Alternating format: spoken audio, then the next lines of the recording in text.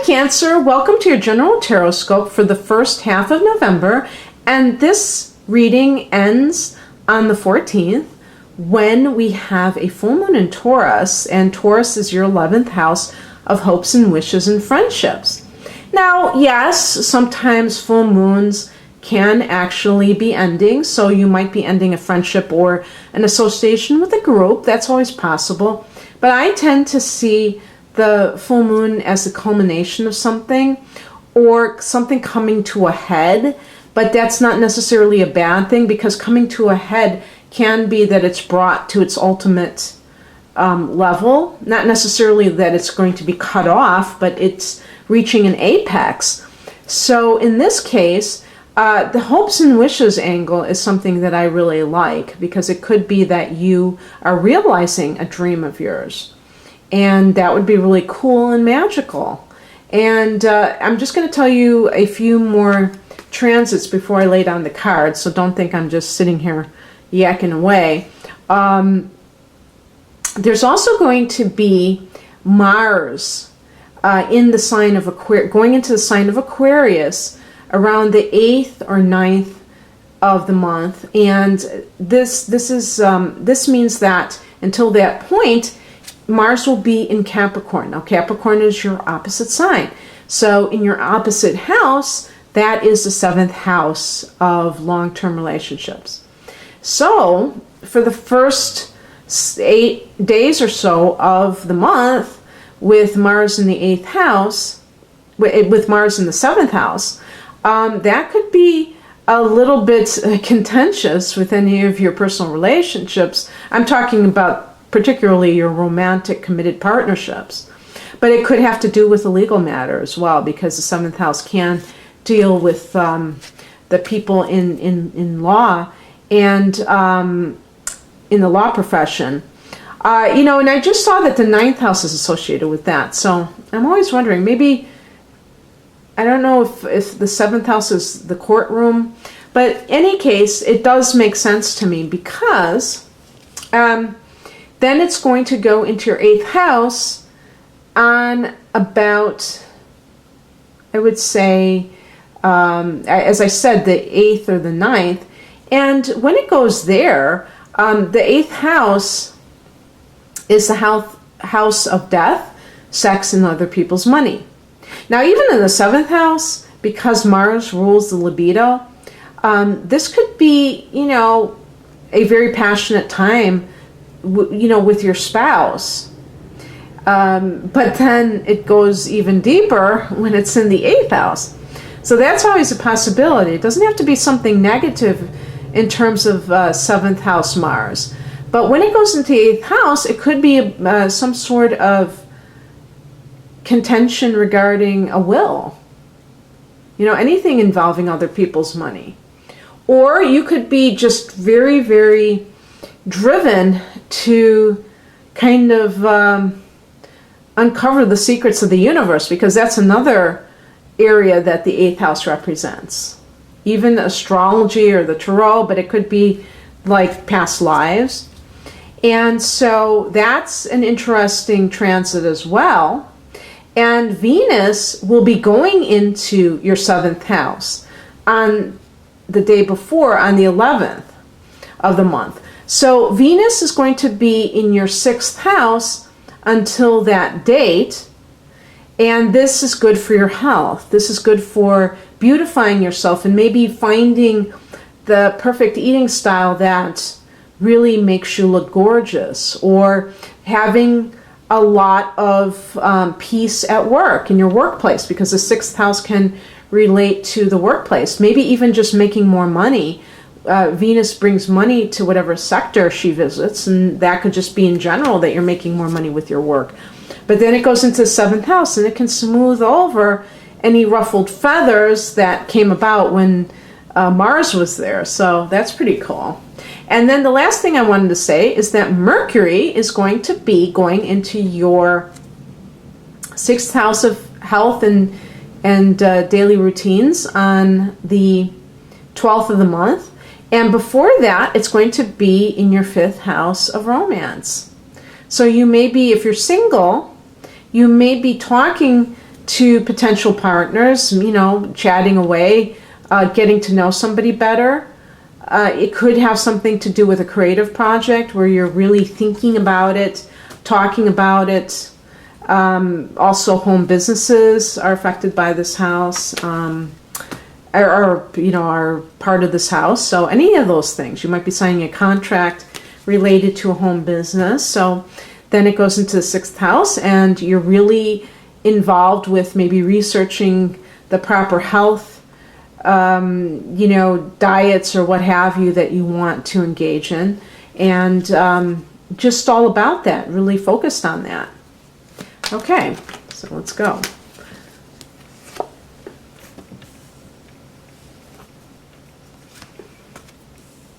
Wow.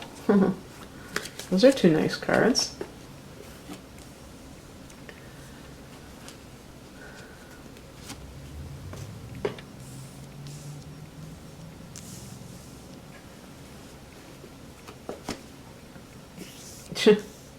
Whoa. I don't think you can see this. Another major arcana card. Wow. This is great. You have a really great, very good cards here. The overall focus or theme is the Ace of Cups. New beginnings in love. Maybe an offer of some kind that is, I think it might even be monetary, even though it's a Cups card.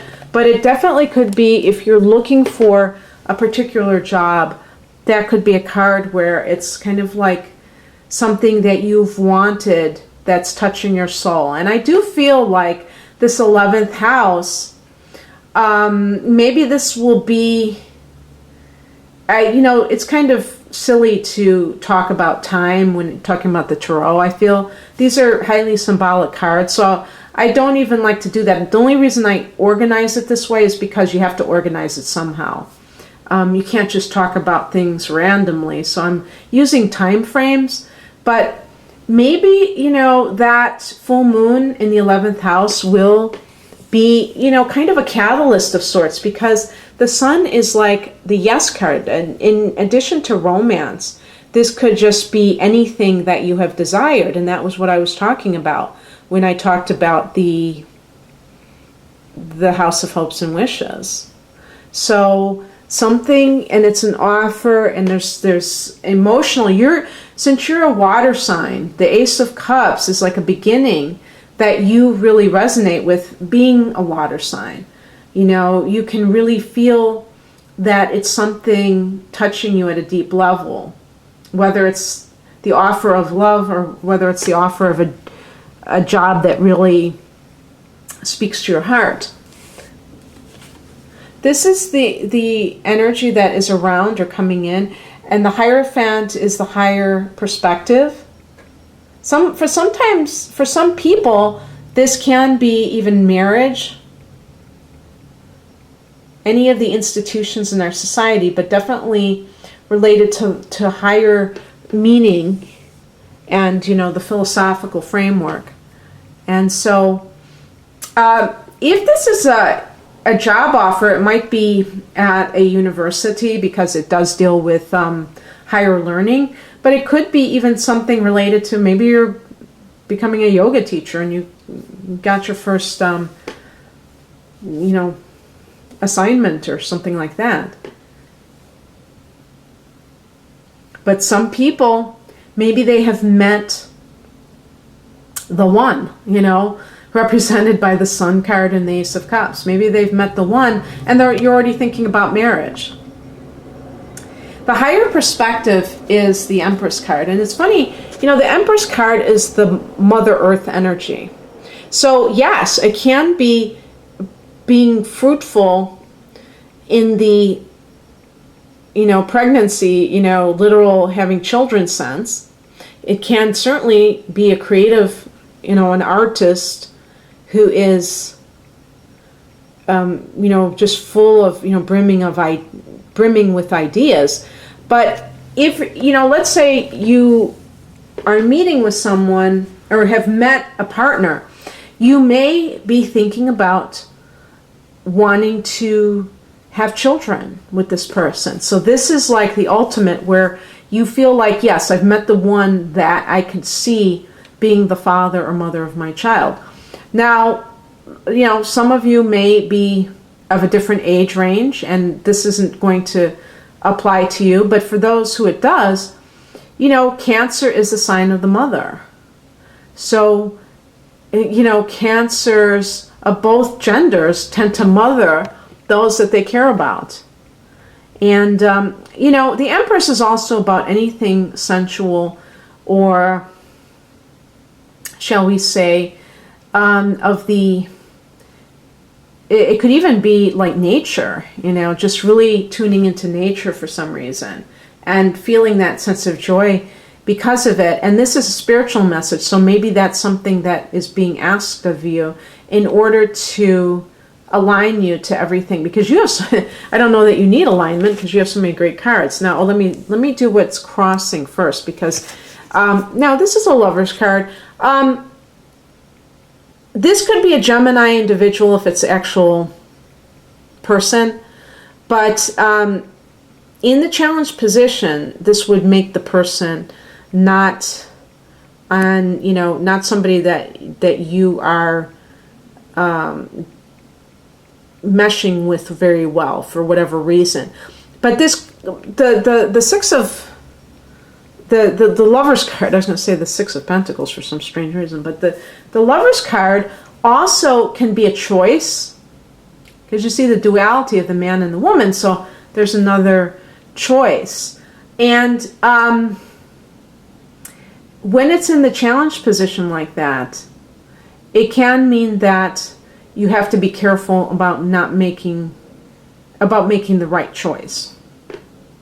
And you know, that's all like kind of relative, because I personally believe that, you know, it's not possible to really make the wrong choice. And I didn't make that up. I remember watching some seminar with Abraham Hicks, and they said you can't get it wrong.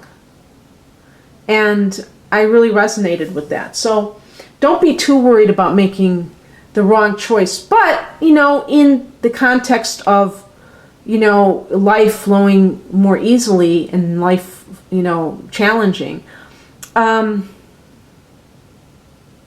if you have a person who has come into your life, even if you feel like you're wildly in love, if you just met the person, you might want to get to know them better before getting married. That's what I'm saying with that Hierophant card. I'm not saying that that's what's going on. There might just be some dilemma. But the Lover's card, oh, you know what this could be too, and this might even be a more appropriate, you know, interpretation, is that it could be that the timing is not 100% what you need it to be right now. So you might have met the one, but there still is a fly in the ointment. Maybe they are still married. Maybe maybe you're still married. And you have to kind of tie up these loose ends before you can truly be together. The advice is the Nine of Cups. So this is, I think as advice, it's saying don't rub it in that your life is like so amazing. Because this is the card of having it all. And what they always say is that it can be a bit smug.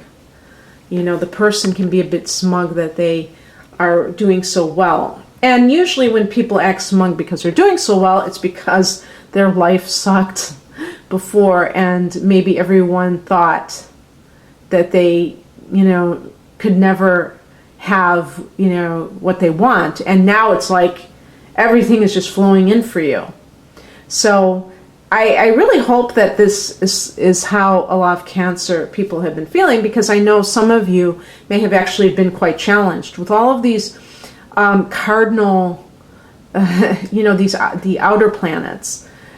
we have Uranus in Aries, Pluto in Capricorn. That can really challenge a sign like yours. So you may have felt, probably as far back as 2008, that either things have been so unpredictable, up in the air. I mean, to some degree, all of us have felt that way. But in terms of astrology, the cardinal signs have gotten hit with these challenging angles the most. And so it does give the ability, though, to be greatly transformed by it, especially with Pluto, because that is the nature of Pluto. And in Capricorn, it's opposing your sun or your rising sign. So anyway, I think that that doesn't mean that during all these, these long-term transits that it's just going to be, hell, but there may have been pockets of difficulty. And now you may have really had a nice run of things, or you're starting to have a nice run of things. And so the trick is to remain humble and yet grateful, and certainly optimistic. I'm not saying that you should wait for the other shoe to drop at all, because it can be quite wonderful for you. You can just build upon each success. And the outcome is the Eight of Wands. So maybe you'll have some kind of delay in some kind of relationship, but then all of a sudden all systems are go. And it'll be time to just kind of go for it. Now, in personal, the business sense, you could hear word that is really favorable to whatever it is that you've been looking for. If you've been looking for a job, there could be, I feel like for some of you, a job that you're trying to get or that you're trying to start off the ground is in a creative, in the creative fields. But even an entrepreneur type of a situation is creative. So it could be something along those lines, and it's your baby. But maybe there's something kind of keeping everything down, and it could have to do with another person, especially if you were counting on another person to be your partner in a business. But then everything just kind of comes together, and the only thing is that you may have to think on your feet and just make decisions, snap decisions. And maybe things were in limbo for a while, and then you have to go the other direction and do things very quickly. But it's still a very positive energy to end the reading. So Cancer, I hope you enjoyed this. If you'd like a personal reading, please click on the link below. Otherwise, have a great first half of November. It looks fantastic. Bye.